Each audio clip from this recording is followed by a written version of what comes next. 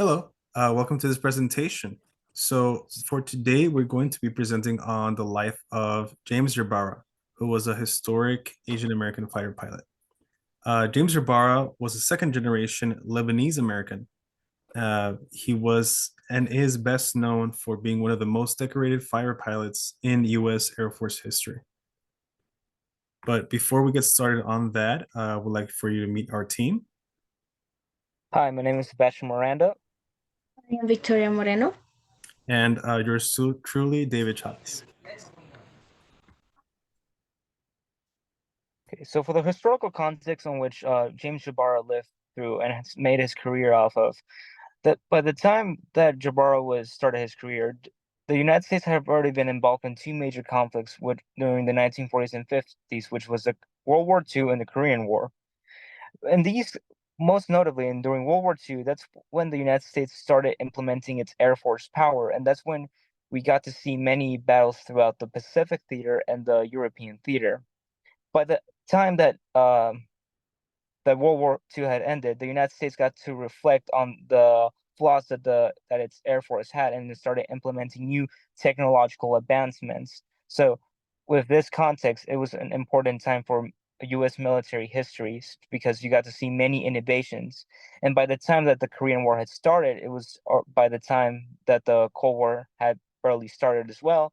So you got to see a lot of competition between the Soviet Union and the United States to implement their air forces in their proxy wars, most notably the Korean War, since the United States had to face off the North Korean Air Force, in which they used Soviet planes. So the desire to uh, make uh, make better planes than their Soviet counterparts was really essential for the United States. So it was really a time where the United States wanted to have the best air force in the world.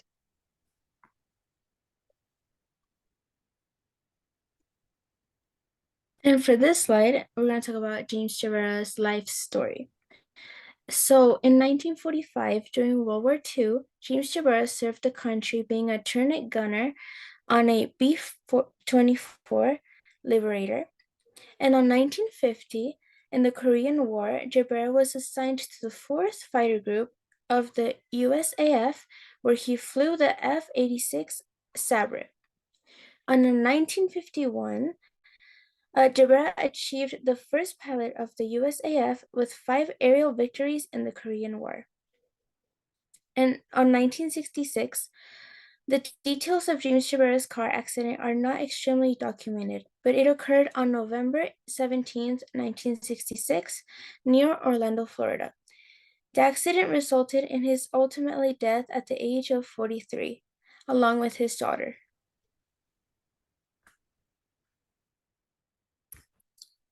Okay, and then within his life, of course, one of the things that Jabara was mostly known for was his career as a U.S. airman.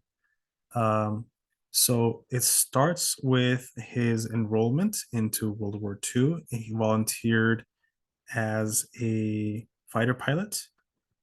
He also served in the Korean War, the Vietnam War, and many other conflicts. He flew combat missions in the European theater, specifically of World War II, through 2 combat tours. Jabbar joined the military initially out of a sense of patriotic duty and a passion for flying, even though at the beginning he might only have been a turret gunner. Um, that's how it started. And from there, he went on to become a fighter ace. He was known for his bravery and skill. Jabbar moved up in rank based on his skills and distinguished service. He became a flight officer and eventually reached the rank of colonel. James Jabara's active service years spanned from 1943 to 1966, basically up until the time of his untimely death. He served in World War II from 1943 to 1945.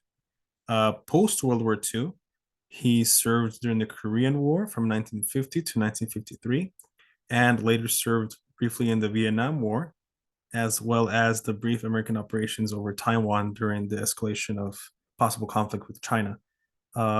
And throughout all these different tours, he was never really out of service, just perhaps out of active duty, but he would always either be at a camp or a training facility or some sort of base. especially later after his time in the Korean War, he would be training other fighter pilots.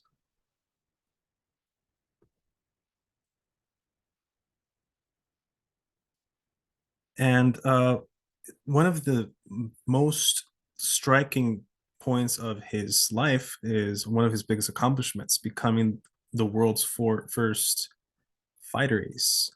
Now, to be clear, an ace is a pilot who takes down 5 planes, which for some might not sound like a lot, but it is a big accomplishment for pilots who uh, pilot to pilot kills are not that common actually in real life. So James Jabara was the first American jet ace in history and U.S. Air Force ace with the second highest kill count in the Korean War. He is credited with destroying 15 enemy aircraft in aerial combat, 14 of which were confirmed aerial kills, and 2 partial kills. One of them was a MiG-15 that was already damaged, and the second one was not quite confirmed, but the plane was struck down from the air in any case. So with 2.5 basically kills, that rounds up to 15 in total in the entire war. He was known for his ability to maneuver his aircraft with exceptional skill, often outflanking enemy aircraft during aerial combat. He also had an instinct to identify strategic targets and making him a valuable asset during operations. His ability to master also the increasingly technologically advanced aircraft of his days, going from engines to jet engines of all kinds, supersonic Mach 2 to Mach, increasingly just faster and faster and harder to control. One of Jabara's most notable achievements was during the Korean War, specifically 20th of May 1951, when he became the first American pilot to shoot down a MiG-15, one of the Russians' most advanced jets at the time. Afterwards, he also became, as noted, jet ace, having taken down 6, he needed 5. And then during which, in the process of becoming an ace, it is notable that his own plane was malfunctioning at that time when he took down his 5th and 6th aircraft. One of his jet fuel canisters was not jettisoned correctly. He was unbalanced, and uh, basically the plane was also vulnerable. So the fact that he was still able to take down 2 other pilots at the same time, and the same combat scenario, while not getting shot down himself, is a testament to his skill.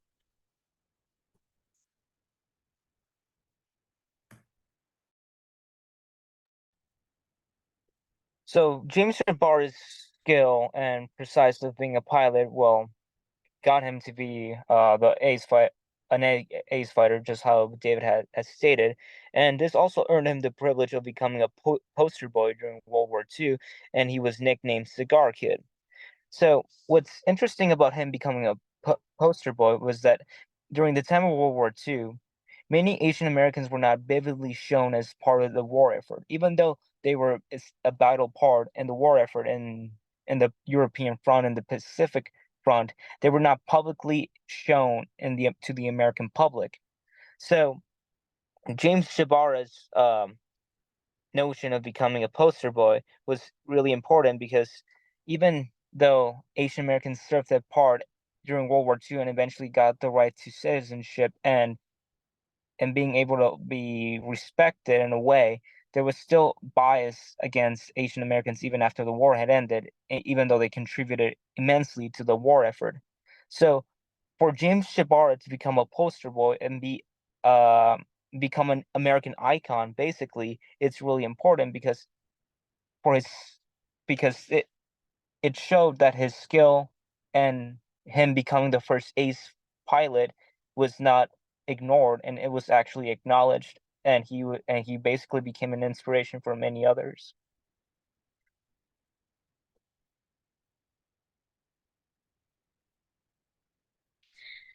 And for this slide, we're going to talk about James Jabara's skills and achievements, his legacy and impact, his combat and victories, and honors and recognitions.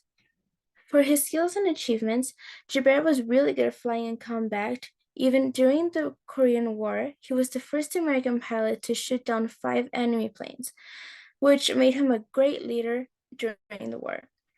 Which, by doing those actions, he got many awards, like the Distinguished Service Cross and many more.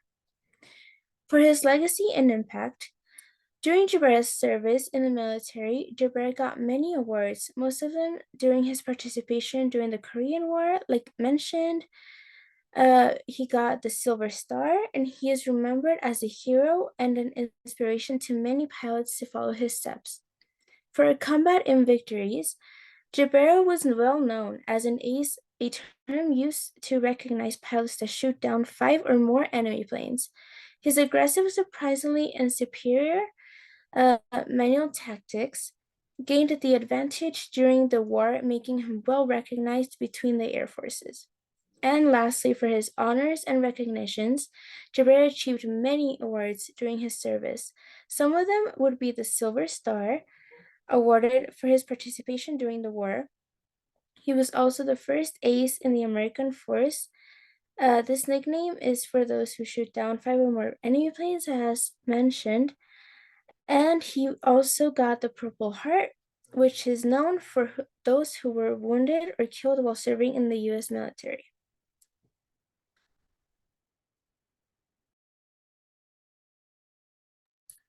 Okay. And then, so while most of the world and at large would remember James Jabara mostly for his military career, it is important to note that even while he was a distinguished Air Force pilot, he was also a father and a husband, and that his legacy is more than just medals and awards. That now he did leave a somewhat private life, so many of these dates and facts were gathered and had to be referenced around his active tour duties. So, for example, when he returned from his first Korean tour, he was noted to be greeted by his wife and 2 children. And it was noted that before he deployed, he had already been married to his wife Nina, and he was also already had his son James William, who was born in 1949, and his daughter Carol Ann, who was born in 1950, which was the same year actually as his deployment to Korea. In 1952, their second daughter, him and Nina's second daughter Kathy, was born between his 2 active tour duties, sometime between the time he came back and then went back to Korea. And after the war, James and Nina had one more child, Jeanne, who was born in 1957. Unfortunately, in 1966, just as his oldest child was probably 17, 18, the Jabara family were driving to Myrtle Beach from Florida, where he was actively stationed, for a vacation. And as Victoria has stated earlier, they suffered an unfortunate car accident. Not much is known about it, except that him and his eldest daughter, Carol Ann, unfortunately died. And both him and his daughter are buried at Arlington Park.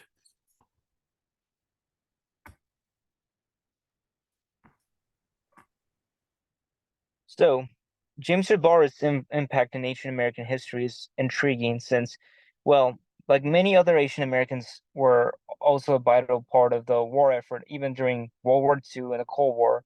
So, for him to stand out amongst the U.S. military was really important for the Asian American community, and more specifically the Lebanese American community, since he was um since he got to earn the respect of others, and he was not seen by his race, rather he was seen and respected by his skill, and ultimately he became inspiration for many Asian American people that would be willing to join the military later on. And even till this day, his legacy in the US Air Force can still be seen, and he's and ultimately he's become almost he's become a role model for his community and the Air Force itself. So his legacy cannot be summarized simply because most of his legacy was built on his skill, but it also comes to show that many people, no matter what their ethnicity is, they're proud to show skill and talent, and James Jabara is a prime example of that, and his legacy would never die, and he would and he will continue to be important in nation American history.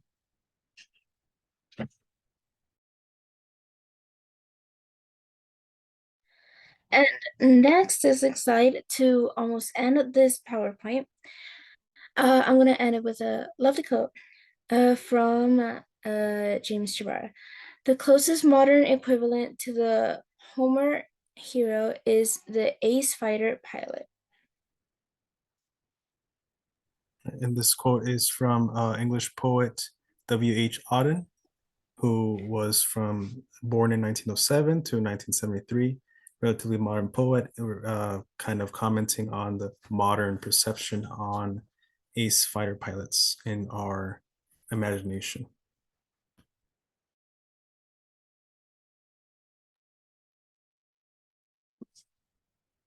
So all of these are our works cited pages in which we got our information from Jim Subaras's career and the historical context that in which he lived through. And this is all, and thank you for watching. Thank you so much. Mhm.